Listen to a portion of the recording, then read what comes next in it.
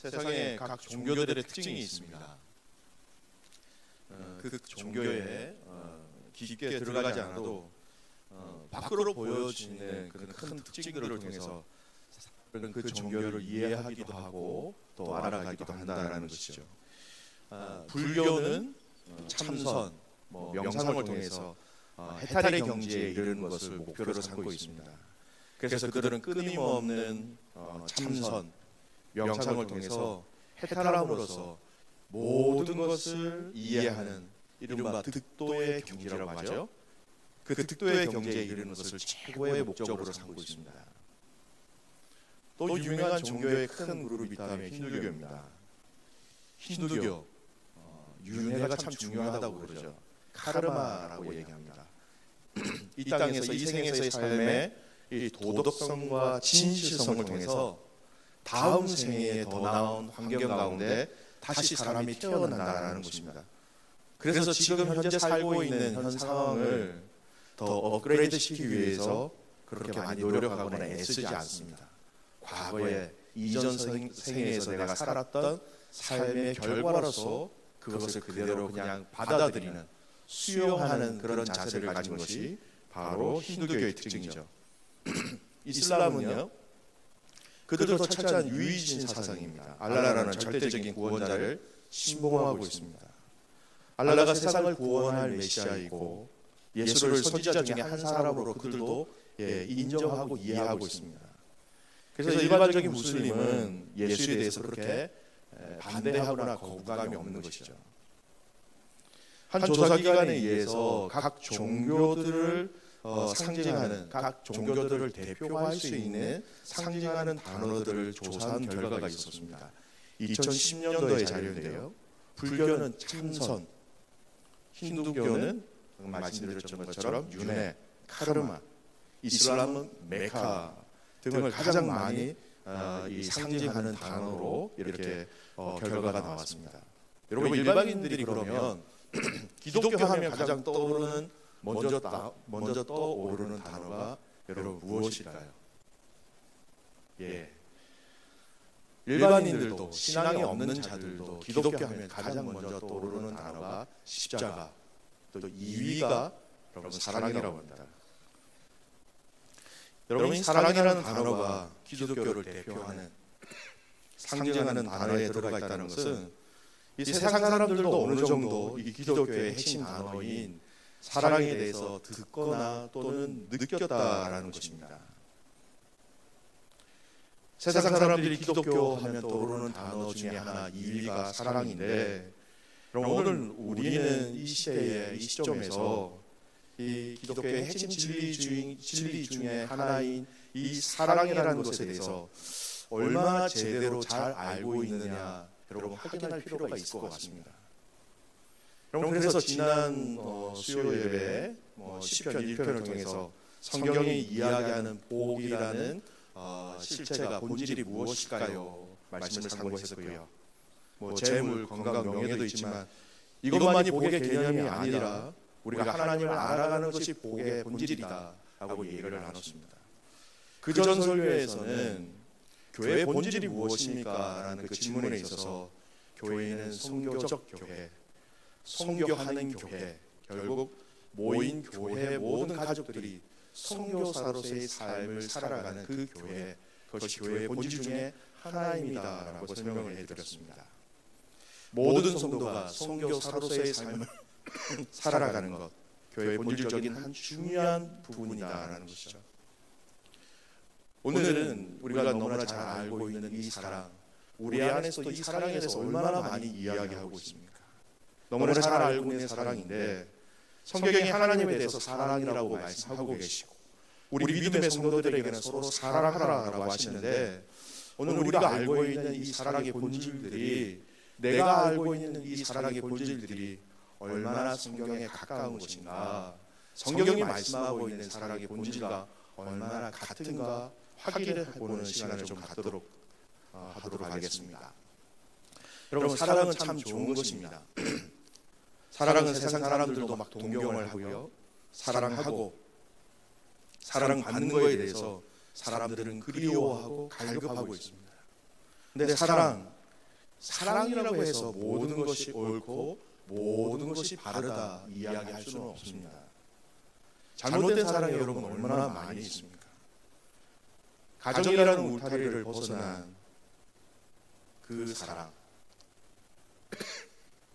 부부간의 사랑은 너무나 좋고 아름다운 것인데 이 울타리 밖에서의 사랑은 그 사랑이 서로 진실하고 진정성이 있다 하더라도 여러분 우리는 그 사랑을 아름답다라고 이야기하지는 않습니다.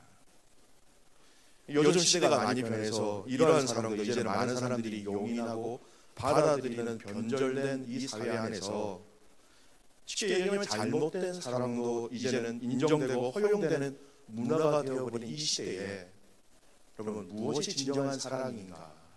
사랑의 본질이 무엇인가? 우리는 더욱더 이 본질적인 사랑에 대해서 더 확고히 알아가야 한다는 것이죠. 부모와 자녀 간의 사랑도 충분합니다. 부모가 자녀를 사랑하기에 그 자녀의 필요를 채워주고 양육하고 기릅니다. 하지만 이 부모의 사랑이 자칫 잘못하면 부모의 성취와 잘못으로 만족을 위해서 잘못 오용될 수도 있다는 것이죠. 열심히 공부해야 돼. 너는 열심히 공부해야 돼. 다 너를 위한 거야. 자녀를 위한 사랑의 표현이기도 할 수도 있는 것이죠. 그런데 자칫 잘못하면 부모의 못한 꿈을 이루기 위한 방법으로 자녀들을 통해서 대리 만족을 경험하기 위한 또 성취하기 위한 잘못된 사랑으로 얼마든지 변절될 수 있다는 것입니다. 사랑이라고 해서 무조건 좋다, 바르다 할 수 없는 것. 변질된 왜곡된 사랑은 여러분 더 나쁜 결과를 초래할 수 있는 것이죠. 그래서 우리의 기준은 우리가 이야기하고 알고 있는 그 사랑이라는 기준과 내용을 확인하기 위해서는 여러분 우리는 우리의 시선을 성경으로 바라볼 수밖에 없다라는 것입니다. 우리의 시선을 성경으로 돌려야 한다는 것입니다. 성경이 이 사랑에 대해서, 이 사랑의 방법에 대해서 무엇이라고 말씀하시는지 정확하게 그 정의와 방법을 알아가야 한다는 것입니다. 다시 이야기하면 세상의 사랑이라는 이 본질의 기준이 세상에서 들어올 수 없다는 것입니다. 사랑의 본질적인 또 사랑의 본질적인 그 방법들이 어디서 찾아야 하느냐? 믿음의 사람들은 당연히 성경 안에서 이 본질과 방법을 찾아가야 한다는 것이죠. 오늘 저와 여러분이 성경이 이야기하는 그 사랑, 성경이 이야기하는 그 사랑의 방법들을 우리의 사랑의 방법과 표현으로 받아들이시기를 주님의 이름으로 축복합니다. 나의 방법, 우리의 가정의 방법, 우리 공동체의 방법으로서의 사랑이 아니라 하나님의 말씀이 이 성경을 통하여서 하나님의 방법대로 사랑하는 방법, 사랑의 본질로 알아가야 한다는 것입니다. 성경에도 사랑에 대해서 수많은 정의와 표현들이 있습니다. 이 정의들을 잘 살펴보면 성경은 단순히 우리가 이야기하고 있는 인간적인 사랑, 그 사랑의 방법에 대해서 다르게 이야기하고 있음을 우리는 금방 알 수 있습니다. 오늘 읽은 본문 말씀 고린도 요한 1서의 말씀과 또 보게 될 고린도 13장 말씀을 통해서 같이 한번 확인해 보았으면 좋겠습니다. 그럼 오늘 읽은 한 절의 말씀 한번 자세히 보십시오. 요한일서 4장 16절 말씀. 하나님이 우리를 사랑하시는 사랑을 우리가 알고 믿었노니 하나님은 사랑이시죠. 사랑 안에 거하는 자는 하나님 안에 거하고 하나님도 그의 안에 거하시느니라. 사랑에 대해서 얘기하고 있습니다. 하나님 우리를 사랑하시는 사랑을 우리가 알고 믿었노니라고 얘기하는 것입니다. 여러분 하나님이 우리를 사랑하시는 그 사랑이 여러분 무엇입니까? 하나님이 우리를 사랑하시는 그 사랑에 우리가 알고 믿었다라고 얘기하고 있는데 여러분 그것이 무엇입니까? 여러분 사랑에는 언어가 있다는 걸 아시죠? 사랑에는 방식이 있다는 표현이에요. 우리가 잘 아는 게리 체프만이라는 사람이 쓴 5가지 사랑의 언어라는 책이 있습니다. 사람들은 사랑을 느끼는 5가지 유형이 있다라고 크게 5가지 유형으로 나누었어요. 형제, 자매, 또 부부, 또 남편과 아내, 또 이 부모와 자식 간의 이 사랑의 랭귀지, 사랑의 언어를 잘 알 필요성이 있습니다. 5 부류로 나누는데요. 잘 들어보시기 바랍니다. 이 사람이 나를 사랑하는구나. 아빠가 나를 사랑하는구나, 남편이 나를 사랑하는구나 라는 그 사랑을 느끼는 5가지 방법, 5가지 언어가 있는데 그 중에 첫 번째가 뭐냐면 인정하는 말. 남들이 나를 막 인정해 줄 때 내가 사랑을 받고 있구나, 그것을 느낀다라는 것이죠. 당신 참 수고했어, 참 자랑스러워. 어떤 사람들은 함께하는 시간입니다. 함께하는 시간이 많으면 많을수록 이 사람이 나를 사랑하는구나, 무척 나를 사랑하는구나 라는 것을 느낀다는 것이죠.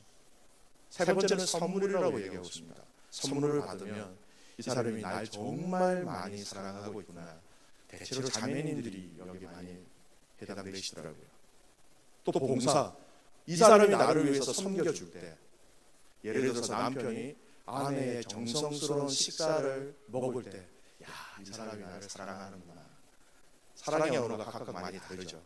5번째 스킨십. 스킨십을 하면 사랑을 더 많이 경험할 수 있다는 것. 여러분, 다 남들이 느끼는 그 사랑의 언어가 나와 여러분 다르다는 것을 아셔야 돼요. 스킨십이 막 부담스러운 부부도 있고요, 때로는 함께 하는 것이 사랑의 언어의 표현으로 못 느끼는 사람들도 참 많다라는 것이죠. 사랑을 하는데, 사랑을 전달하는데 그 언어와 통로들이 다 다르고 있다라는 것입니다. 오늘 요한일서 이 본문 말씀은요, 하나님이 우리를 사랑하시는 그 사랑을 우리가 알고 믿었나니, 하나님이 우리를 사랑하시는 그 사랑이 뭐냐라는 것입니다. 로마서 5장 8절 말씀은 이 질문에 대해서 정확하게 그 답을 우리에게 말씀하고 계세요. 로마서 5장 8절 말씀, 우리가 아직 죄인이었을 때에 그리스도께서 우리를 위하여 죽으심으로 하나님께서 우리에 대한 자기의 사랑을 확증하셨느니라. 내가 너희를 사랑하는데 나의 사랑은 너희를 위해서 죽는 거야. 그리고 이 죽음을 통해서 내가 너를 얼마나 사랑하는지 내가 증명해 보이게 하고, 그 사랑으로, 죽으심으로 우리를 이만큼 사랑한다라는 사랑의 통로, 사랑의 언어를 우리에게 보여주셨다라는 것입니다. 사랑하는 믿음의 가족 여러분, 성경이 이야기하는 하나님이 우리를 향한 그 사랑은요, 당신 스스로 십자가에 지심으로 죽으신 죽음이라는 것을 여러분 믿으시기 바랍니다. 하나님이 우리를 향한 그 사랑은 내가 너를 위하여 죽었다라는 거예요. 내가 너를 너무너무 사랑하는데 나의 사랑의 언어는 너를 위해서 죽는 거야. 가장 강력한 하나님께서 우리에게 보여주신 당신의 사랑의 언어라는 것입니다. 여러분, 여기서 바로 이 하나님의 사랑의 방법이 죽으심이기 때문에 우리는 여기서 세상과 다른 성경이 이야기하는 이 사랑의 본질, 그리고 이 본질을 통한 사랑의 방법들이 세상과 다르게 되는 것입니다. 우리에게는 너무 큰 사랑인데 예수님에게는 너무나 큰 희생과 대가지불이 있었다라는 것이죠. 여러분, 우리는 그냥 사랑하면 너무 좋습니다. 마냥 좋습니다. 따사롭고 행복하고 감격적이고 감동적이고 너무너무 좋다라는 걸 이해하고 있는데, 그런데 이러한 사랑을 전하는 전달자 또는 사랑하는 자는 너무나 큰 대가와 희생이 필요하였구나라는 것을 여러분 우리는 알 수 있어야 한다는 것이죠.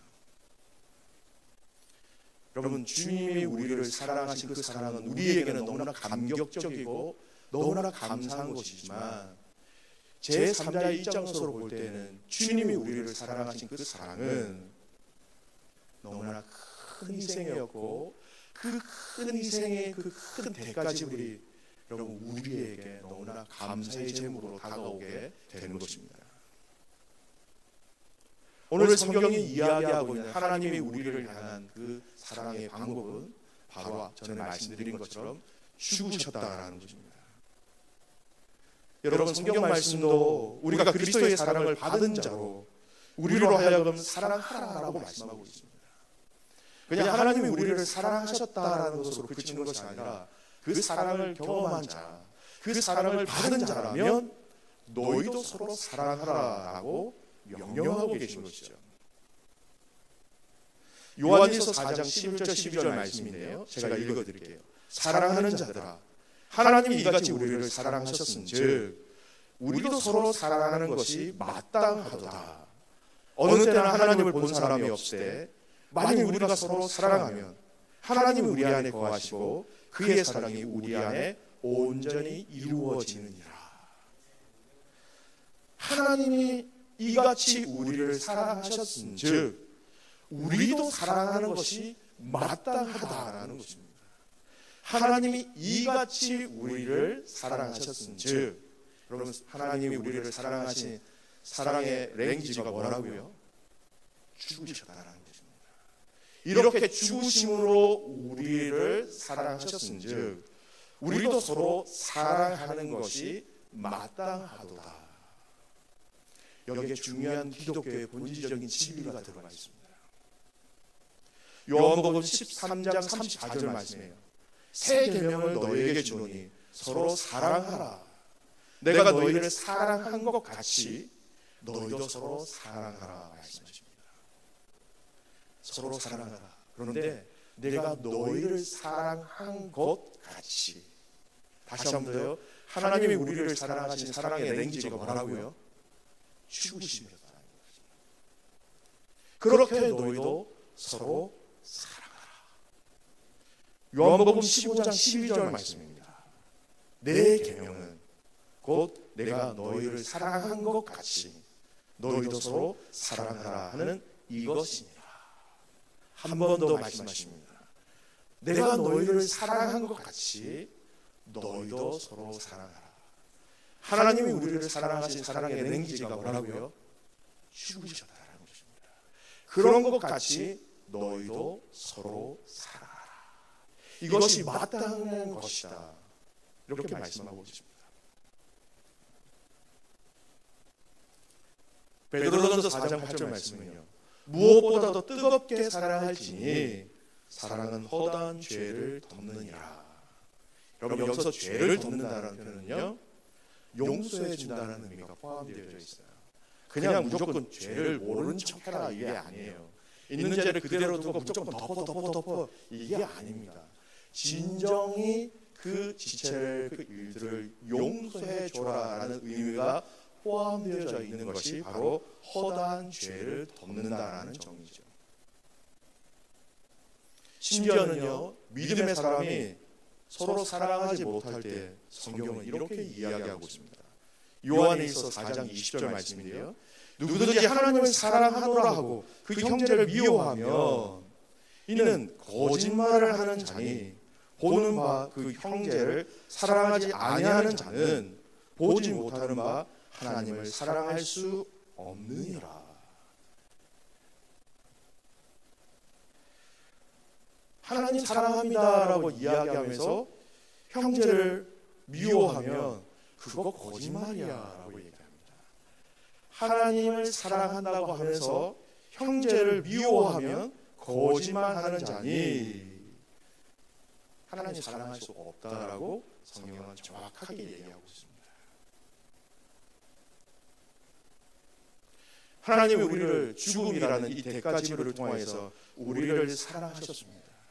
그런즉 우리도 서로 사랑하자. 우리도 서로 그 사랑을 위해서 대가지불이 있어야 한다는 것입니다. 이것이 마땅하다. 이것이 당연한 것이다.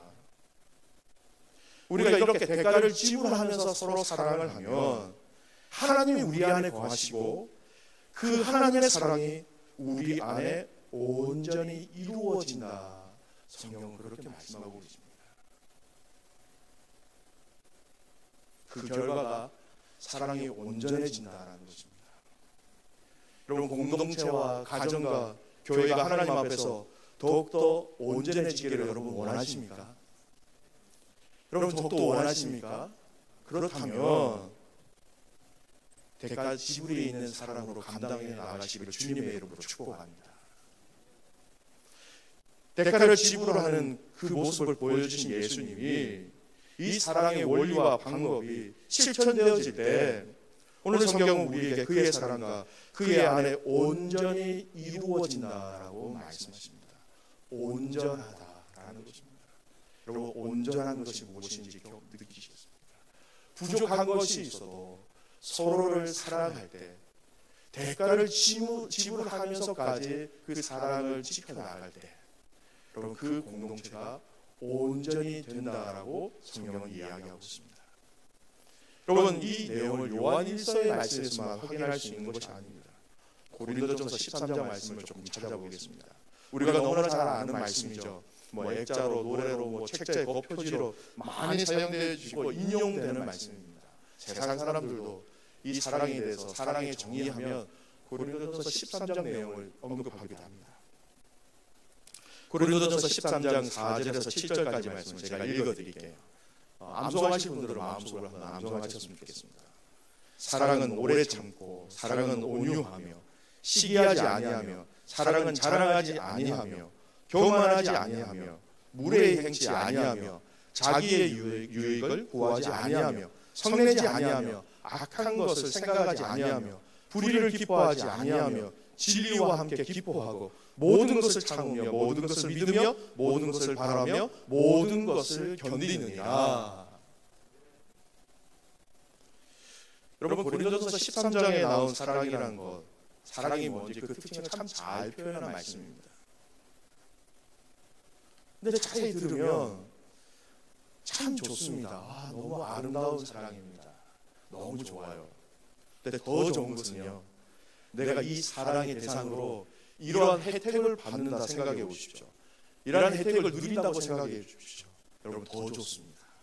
나를 위해서 누군가 참고 있다. 나를 위해서 누군가 기다려주고 있다. 나를 위해서 누군가 더 온유한 사람이 되고 있다. 얼마나 행복합니까? 근데 여러분, 잠깐 입장을 바꿔서요.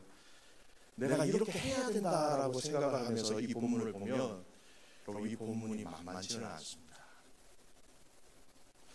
내가 그 사랑을 위해서 참아야 하고 내가 그 사랑을 견뎌내야 한다라는 것으로 생각하면 여러분, 이 말씀이 결코 쉬운 말씀은 아니에요.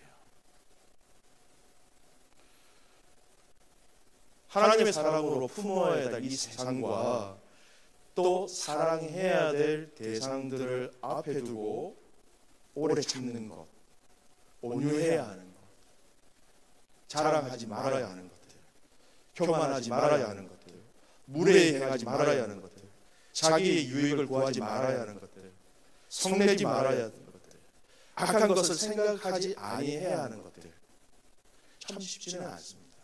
그런데 이 모든 것을 총괄해서 7절 말씀은 더 강하게 이 모든 것을 요약해서 강하게 말씀하고 있습니다. 사랑은 모든 것을 참으며, 모든 것을 믿으며, 모든 것을 바라며, 모든 것을 견디느니라.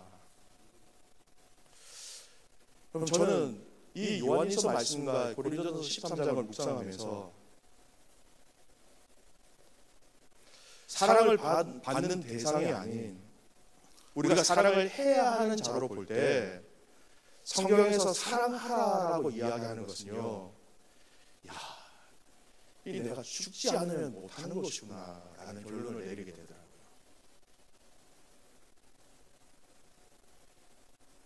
여러분, 사랑하십시오, 사랑하라라고 말씀하고 계신 그 성경의 메시지 가운데 그 이면이 여러분 좀 느껴지십니까? 여러분, 더 나아가서 예수님은 사랑에 대해서 얘기하시면서 좀 더 스트롱하게 믿음의 자녀들에게 이렇게 얘기하십니다. 마태복음 5장 46절 말씀인데요, 산상수훈에 있는 말씀이에요.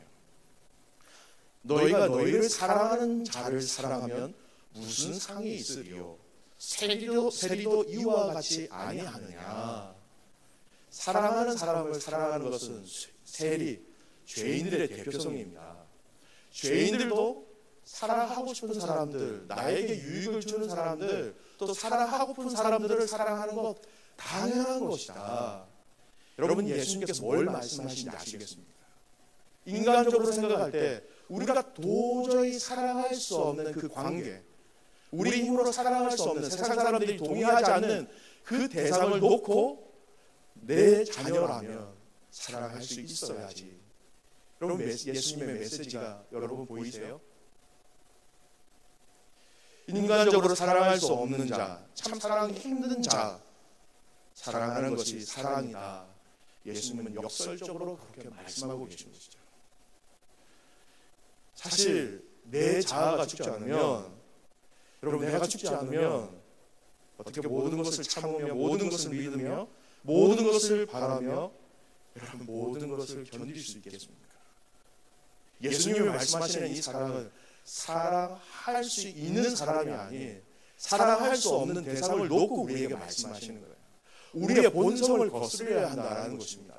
도저히 사랑할 수 없는 상황과 사랑할 수 없는 관계 속에서 그럼에도 불구하고 내가 너희를 사랑한 것처럼 너희도 사랑하라. 죽으심으로 우리에 대한 사랑의 표현을 주신 것처럼 결단코 우리가 이 말씀을 이루어가기 위해서는 우리의 자아가 죽지 아니하면 결단코 우리 힘으로는 이 사랑을 이루어갈 수 없다는 것이 성경이 우리에게 말씀하시는 메시지라는 것이죠. 결국 오늘 성경은 우리에게 이야기하고 있는 사랑이라는 것은 십자가의 죽음으로 우리에게 대한 그 사랑을 증명해 주신 하나님의 그 사랑의 방법으로 하나님의 자녀들도 그 방법 그대로 사랑하고 또 사랑하라라고 말씀하신 이 사랑의 본질적인 내용과 방법이라는 것입니다. 더 쉽게 말씀드리면 사랑하는 내 자녀들아, 내가 보여준 방법대로 사랑해라. 다른 방법은 아니라는 것입니다. 나는 너희를 위해서 내가 죽는 방법으로 너희를 사랑했다. 내 자신이 죽는 방법으로 너희를 향해서 사랑해라고 너희들에게 메시지를 전하는 것처럼 오늘 우리도 이 서로 사랑하라라는 이 말씀을 이루어가기 위해서는 여러분 내 안에 있는 내 자아가 죽지 않고서는 이 말씀을 감당할 수 없다라는 것입니다. 여러분 사도 바울이 고백한 나는 날마다 죽노라라고 한 그 고백의 그 내용들을 한번 생각해 보십시오. 우리가 이야기하는 사랑은 인간적으로 내가 내 힘으로 할 수 있는 그 정도의 사랑으로 그치게 되는 것입니다. 우리의 사랑의 근원이 내 자신에게 있으면 나의 성품과 나의 인격의 그 정도까지만 사랑할 수 있다라는 것입니다. 그 이상을 넘어서지 못한다라는 것입니다. 우리의 본성을 넘어서기에는 우리 안에 그 사랑의 근거를 둬서는 안 된다는 것입니다. 성품상 참 사랑 많은 사람이 있을 수는 있습니다. 근데 여러분 그 사랑의 근원이 나의 안에 있는 성품과 나의 너그러움이 돼서는 안 된다는 것입니다. 우리의 사랑의 동기와 목적이 그리스도의 사랑에 뿌리가 박혀져서 그 원리로 사랑하고 그 원리로 품어야 할 때에 그 사랑의 열매들을 하나님께 올려드릴 수 있다는 것이죠. 여러분 어떻게 이 일을 할 수 있습니까? 생각해 보십시오. 여러분이 얼마만큼 사랑하실 수 있으십니까? 저도 목회자인 저지만 저도 저 자신을 생각해 보면 내가 어디까지 사랑할 수 있을까 생각해 보면 그렇게 멀리 가지 못합니다. 나의 자녀, 나의 아내, 나에게 뭔가 피해를 주거나 아픔을 주거나 어디까지 사랑할 수 있을까 조금만 상상해 보면 저 개인적인 한계는 금방 바닥에 드러나게 된다는 것입니다. 이 말씀은 무슨 말씀이냐면 이 사랑의 에너지 근원이 내 안에서부터 시작된다면 오늘 말씀을 통해서 우리에게 서로 사랑하라라고 말씀하신 그 사랑은 얼마 가지 못해서 그 사랑의 에너지는 금방 떨어지고 말 것이다라는 것입니다. 여러분 우리 안에는 이런 능력이 없습니다. 우리는 우리 스스로 우리 자신들을 죽일 수 있는 힘이 없습니다. 내 자아를 우리가 다스릴 수 있는 능력이 없다라는 말씀이에요. 내 안에 선한 것은 한계가 있습니다. 얼마 가지 못하는 것이죠. 내 안에 선한 것이 있다고 뭘 좀 해보자 할 때에 바로 우리는 우리의 한계와 우리 안에 사랑할 능력이 없으면 우리는 너무나 금방 발견하게 됩니다. 할 수 없다라는 것이죠.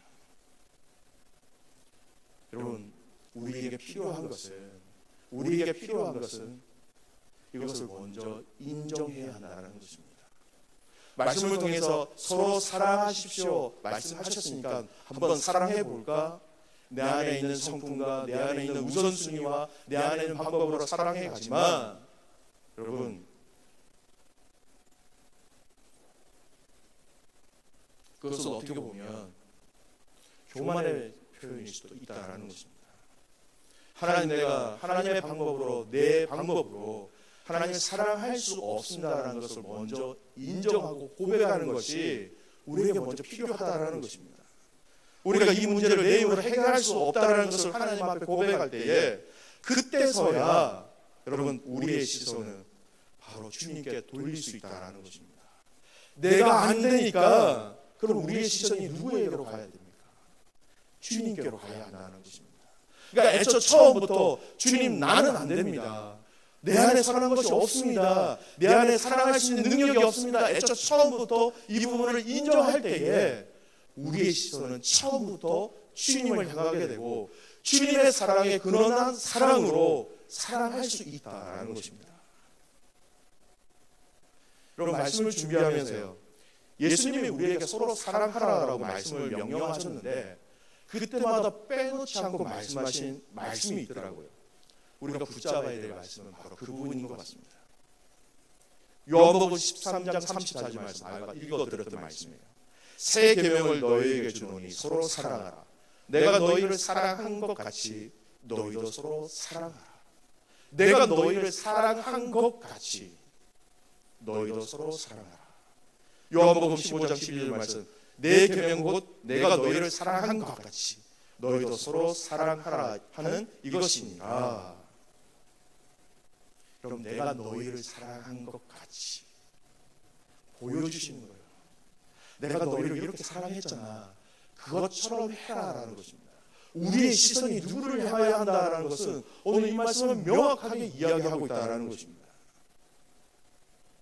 주님이 우리를 사랑해 주신 것 같이 주님이 우리를 위하여 먼저 죽으신 것 같이 그것을 기억하고 그것을 바라볼 때에 거기서부터 시작되어지는 사랑이 하나님의 사랑을 우리에게 명령하신 서로 사랑하라는 그 말씀을 이루어갈 수 있는, 온전함으로 우리를 이끌어갈 수 있는 말씀인 것을 여러분 확신하시기 바랍니다.